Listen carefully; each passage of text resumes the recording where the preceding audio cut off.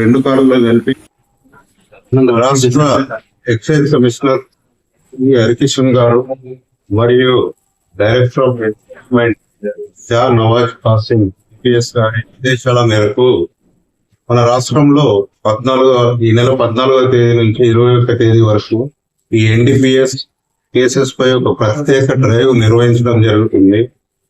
అందులో భాగంగా ఈరోజు ఉదయం మన ఎన్ఫోర్స్మెంట్ అసిస్టెంట్ కమిషనర్ గణేష్ గారి ఆధ్వర్యంలో ఎన్ఫోర్స్మెంట్ సిబ్బంది జగన్నాథపురం దగ్గర పాల్వంచ ఎక్సైజ్ స్టేషన్ పరిధిలో వాహనాల తనిఖీ నిర్వహిస్తుంటే అందులో రాబడిన సమాచారం మేరకు ఒక ఐషర్ వాహనము మరియు వోక్స్ వ్యాగన్ పోలో కార్ 2 కార్లని ఆపడం జరిగింది. ఆపి అందులో చెక్ చేయగా 2 కార్లలో కలిపి 107 కేజీల మన గాంజా స్వాధీనం చేసుకోవడం జరిగింది. దాంట్లో ఒక 3 అక్యూజ్లను అరెస్ట్ చేయడం జరిగింది. తర్వాత వాళ్ళ దగ్గర 7 మొబైల్ ఫోన్స్ ను స్వాధీనం చేసుకోవడం జరిగింది. వాటితో పాటు అందులో మనకు ఒక పిస్టల్, 5 రివాల్వర్స్, 40 బుల్లెట్స్, ఒక 12 ఎంటీ మ్యాగజైన్స్ ఇవి ఆ కారులో స్వాధీనం చేసుకోవడం జరిగింది.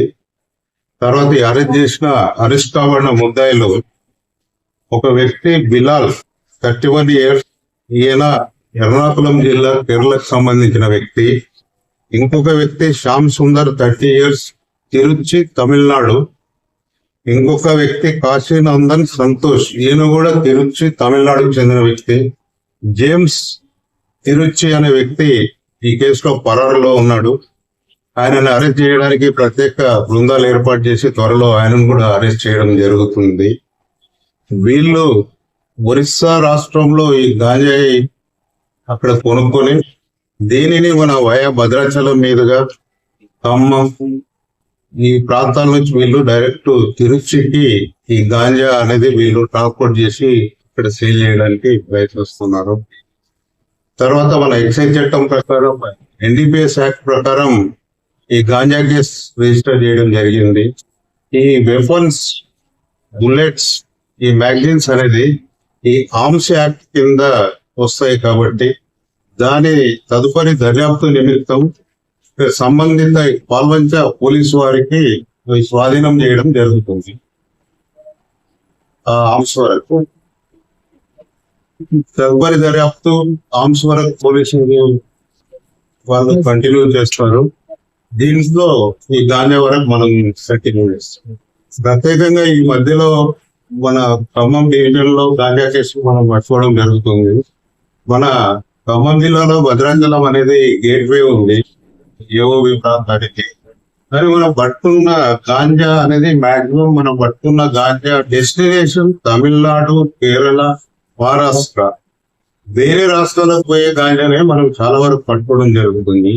మన తెలంగాణలో ఈ గాంజాపై, డ్రగ్స్ పై మన ప్రభుత్వం, మన ఎక్సైజ్ శాఖ చాలా సీరియస్ గా ఉంది కాబట్టి మన దగ్గర కంటే ఇతర రాష్ట్రాలకు వెళ్లే గాంజాని మనం అనేది పట్టుకోవడం, నిరోధించడం జరుగుతుంది.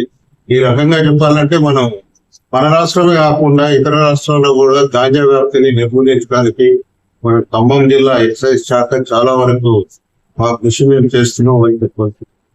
ఈ కేసు పట్టుకున్నందుకు నేను ఎక్సైజ్ డిప్యూటీ కమిషనర్ గా ఎన్ఫోర్స్మెంట్ సిబ్బందిని అభినందిస్తున్నాను.